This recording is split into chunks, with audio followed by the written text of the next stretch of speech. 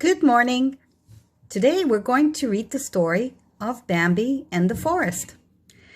Bambi was born in a quiet place in the forest under the trees. His brown coat had lovely white spots.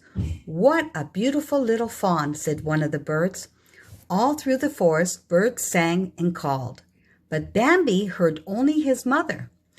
"Bambi," she said quietly to him, "my little Bambi." Soon Bambi began to look around.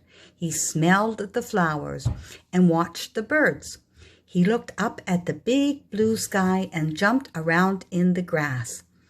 Then he lay down next to his mother, safe and happy. One day, Bambi's mother told him, "You are bigger now, Bambi. I have to go to the meadow and find food. Stay here and don't move." She turned and ran away, and soon the forest was quiet. Bambi was afraid. He waited and waited and listened and listened.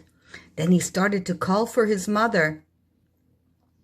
"Why are you crying?" a voice asked, and Bambi looked up. A big stag stood in front of him. He was tall and handsome, and he had a beautiful brown coat and big, strong antlers. "Can't you stay alone?" the stag said. Then he walked away into the forest. After that, Bambi's mother often went away and left him, but Bambi didn't call for her again. He wanted to be like the tall, handsome stag. He wanted to see him again and say, "Look at me, I don't call for my mother now." Bambi was older now, and soon his spots went. His mother began to take him to the meadow.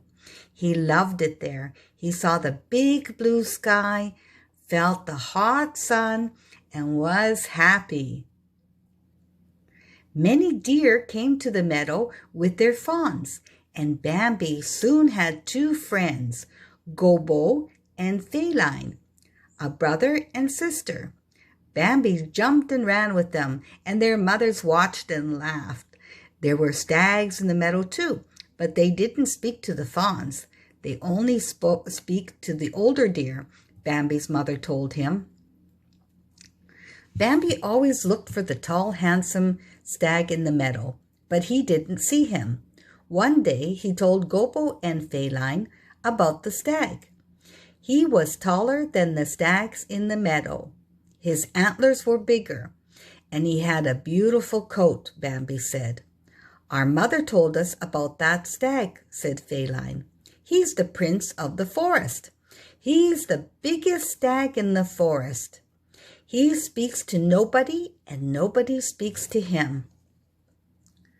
"I'm afraid of him," said Gobbo, "and I'm afraid of man, too."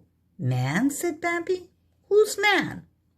Gobbo and Feline looked at him with big eyes. "Don't you know, Bambi?" they said.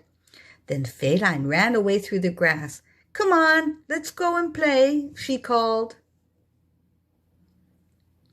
The next day in the meadow, the deer suddenly called their fawns. Then they stood and listened. They were afraid. "What is it, Mother?" Bambi asked. "What are we listening for?" "We're listening for man," said Bambi's mother.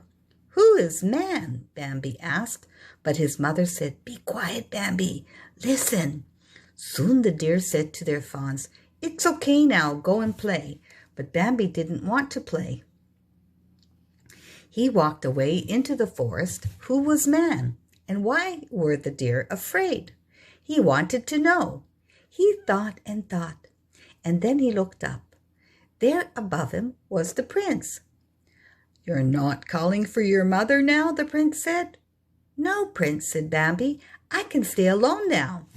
"Good," said the prince. He started to walk away, but Bambi said, "Prince of the forest, please, Prince, who is man?" The prince looked at Bambi. "Listen, smell, and see," he said slowly. Then he turned and left. The summer went, and soon it was cold, and snow danced in the air. At first, Bambi liked the snow and played in it with his friends, but the animals couldn't find food and they were hungry. Gobo was the smallest of the deer, and he was weak and tired from the cold. The deer were always together now, cold and hungry. One day, Bambi's mother suddenly looked up. "The birds are calling," she said, "and they are flying out of the forest. Something is not right." The deer stood quietly and put their noses in the air. Then Bambi smelled something. It was a strong smell. He didn't know the smell, but he felt afraid. "It's man," his mother said quietly. "Bambi, my little fawn, run out of the forest and don't stop. Don't think of me. Run, now." Bambi looked around. Animals ran through the forest. The birds flew above. Then he heard the noise of a gun, a noise like thunder, and at last he ran. There were thunder noises all around now. Bambi ran out of the forest and through the meadow. He looked for his mother, but he was not there. Then he saw something in the snow and stopped. It was Gobo. "Where's your mother, Gobo?" Bambi asked. "Where's Feline?" "They couldn't wait," Gobo said. "They heard more thunder noises from the forest. You must go too, Bambi." "Get up," cried Bambi. "Get up and come with me." "I can't get up," Gobo said quietly. "Leave me, Bambi." Bambi looked sadly at Gobo, and then he ran. There was a thunder noise behind him, and suddenly Bambi felt a terrible pain in his shoulder. "I'm going to fall," he thought, but in his head he heard his mother's voice. "Run and don't stop. Run." So he ran. He heard more thunder noises behind him, and he didn't stop. At last, Bambi saw Feline behind some trees with her mother and the deer from the forest. "Bambi," Feline cried, "your shoulder!" But Bambi didn't listen. "Where's my mother?" he asked. Feline looked at him. "Man's guns took her, Bambi, and Gobo fell." She started to cry. Bambi lay down in the snow and closed his eyes, but then he heard a voice. "Get up," the prince said. "You can't sleep here, Bambi. It isn't safe." Bambi didn't open his eyes. He wanted to sleep. Feline put her nose near Bambi's ear. "Go, Bambi," she said. "Go with him." Slowly, slowly, Bambi got up onto his feet. The pain in his shoulder was terrible. He wanted to lie down and sleep. He wanted to think about his mother and Gobo. But he heard the prince's voice, and he walked slowly through the trees behind him.